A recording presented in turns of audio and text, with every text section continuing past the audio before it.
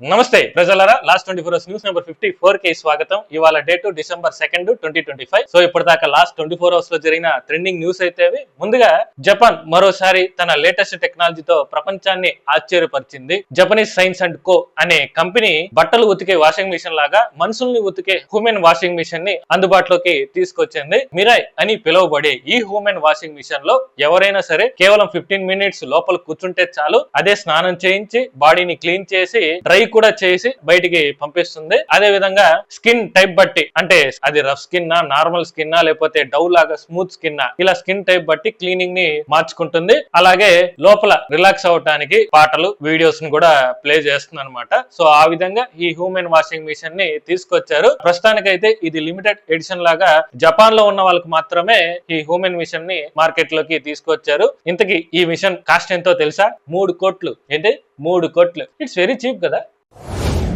Next, మీరు ఎప్పుడైనా ఒక దేశ ప్రధాని క్షమాభిక్ష కోరడం చూసారా? మామూలుగా క్రిమినల్స్ ఎక్కువగా ఈ క్షమాభిక్షని కోరుతుంటారు, కానీ ఒక దేశ ప్రధాని క్షమాభిక్ష కోరడం అనేది ఇదే ఫస్ట్ టైం నాకు తెలిసి. ఇది ఇజ్రాయెల్ లో జరిగింది. ఇజ్రాయెల్ ప్రధాని బెంజమిన్ నెతన్యాహు తనకు క్షమాభిక్ష ప్రసాదించాలని ఆ దేశ అధ్యక్షుడిని కోరాడు. దానికి కారణం అవినీతి కేసులు, మోసాలు, దేశద్రోహం, లంచాలు తీసుకున్నారు అని 3 అతి పెద్ద కేసులు ఆయన్ని ఎప్పటి నుంచో వెంటాడుతున్నాయి. కానీ ఒక కేసులో కూడా దోషిగా తేలింది లేదు. కానీ అయినా సరే ఈ కేసుల నుంచి తప్పించి క్షమాభిక్ష ప్రసాదించాలని ఆ దేశ అధ్యక్షునికి రిక్వెస్ట్ పెట్టుకున్నాడు. ఈయనకి సపోర్ట్ గా ట్రంప్ తాత కూడా ఇజ్రాయెల్ ప్రధాని చాలా మంచివారు, దేశాన్ని శాంతి వైపు నడిపించిన గొప్ప వ్యక్తి, ఈ కేసుల్ని రాజకీయ దాడుల్లా పరిగణించి క్షమాభిక్ష ప్రసాదించాలి అనేసి ట్రంప్ తాత ఆ ఇజ్రాయెల్ అధ్యక్షుడికి లెటర్ రాశాడు అనమాట. మరి ఆ ఇజ్రాయెల్ అధ్యక్షుడి మనసులో ఏముందో, ఆయన ఏమనుకుంటున్నాడో, ఏం చేస్తాడు అనేది చూడాలి.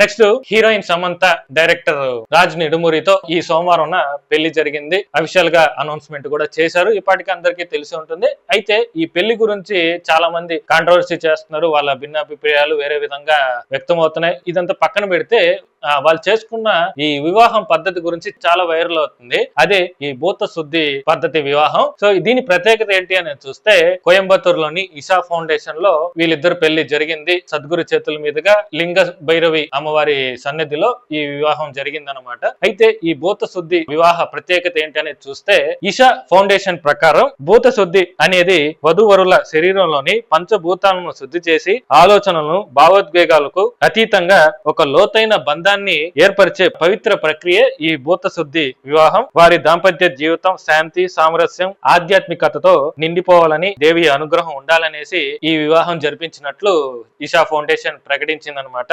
అయితే ఇంతకు ముందు కూడా ఈ పద్ధతిలో చాలా వివాహాలు జరిగిండొచ్చు. అప్పుడు ఈ పద్ధతి ఎక్కడ బయట పడలేదు. ఇప్పుడు సెలబ్రిటీ ఈ పద్ధతిలో పెళ్లి చేసుకున్నారు అని తెలిసే కొందరికి ఈ భూత సిద్ధి వివాహం గురించి చాలా మంది మాట్లాడుకుంటున్నారనమాట. సో మీలో ఎవరైనా ఈ పద్ధతి గురించి తెలిసింటే మీకేం తెలుసు అనేది కింద కామెంట్ చేయండి. సో అదనమాట లాస్ట్ 24 అవర్స్ లో జరిగిన ట్రెండింగ్ న్యూస్ అయితే. మీకు వీడియో నచ్చిందని అనుకుంటాను. నచ్చితే ఒక లైక్ చేయండి. ఇలాంటి అప్డేట్స్ కోసం పగడాల జంక్షన్ ఛానల్ సబ్స్క్రైబ్ చేసి పెట్టుకోండి. రేపు మరో కొత్త వీడియోతో మళ్ళీ కలుద్దాం.